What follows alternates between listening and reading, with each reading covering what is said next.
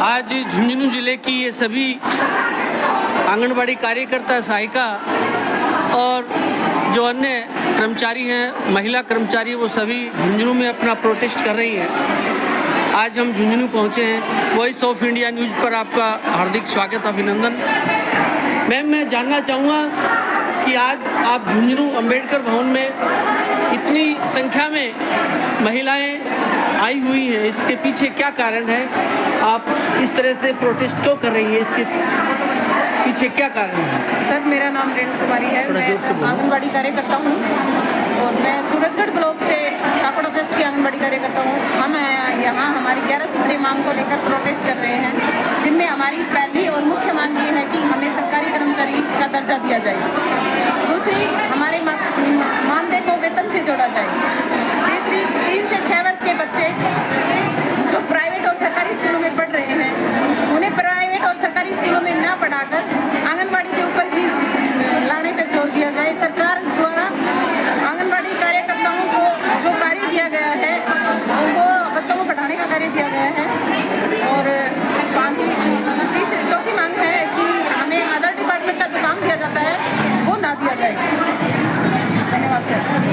हाँ मैम, आप भी अपनी बात रखें। क्या कारण है कि आप इतनी संख्या में आज झुंझुनू में एकत्रित हुई हैं? हमारा मांग करनी है और हम चाहते हैं कि मेरा जो कर्मचारी का दर्जा दिया जाए। थोड़ा जोर से बोलिए। हम मांग करनी है, हम चाहते हैं हमें राज्य कर्मचारी का दर्जा दिया जाए और पेंशन के टाइम 10 लाख रुपये है और हमारी पेंशन दी जाए। हमारी सबसे पहली मुख्य मांग यही है कि हमें स्थायी बनाया जाए और कादरवाड़ का काम न दिया जाए, सिर्फ ICDS विभाग का ही काम दिया जाए और हमें भी प्रमोट किया जाए। जैसे सभी विभागों में होता है प्रमोशन, वैसे हमें प्रमोशन चाहिए। एक ही नौकरी पे, एक ही पद पे नहीं चाहिए। जी मैम।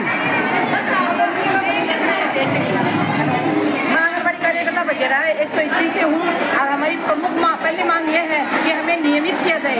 दूसरी बात, हमें आंगनबाड़ी जब बाल विकास विभाग ने हमारा चयन किया था तो आंगनबाड़ी का व्रत करने के लिए बोला था। अब हमें अदर विभागों से काम किया था, कभी BLO के साथ कर दिया था, कभी टीचर के साथ कर दिया था, कभी स्वास्थ्य विभाग के साथ कर।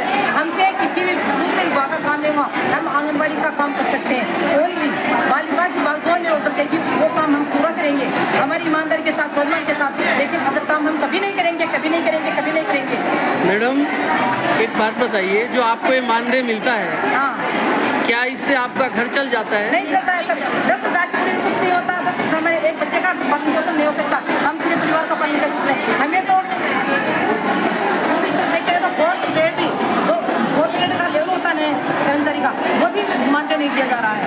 आज आप इस संदर्भ में हमारे राजस्थान के मुख्यमंत्री जी से क्या कहना चाहेंगे? हम ये कहना चाहते हैं मुख्यमंत्री जी से कि हमें नियमित किया जाए और हमारी मांग जो है उन पर विचार करके उन मांगों को पूरा किया जाए और अन्य विभागों से हमें कोई भी काम नहीं करवाया जाए जब तक हमारी मांग नहीं। तो साथियों, आज ये महिला शक्ति जो है आपके सामने मांग यही है सर, हमें राज्य कर्मचारी घोषित किया जाए और यदि राज्य कर्मचारी घोषित करने में थोड़ा बहुत टाइम लगे, इतने टाइम में हमें 30,000 रुपये मानदेय दिया जाए सम्मानजनक। हम हर बच्चों का कुपोषण दूर करते हैं, लेकिन हमारे बच्चों का कुपोषण हो रहा है। 10,000 में किसी से काम चलता है क्या?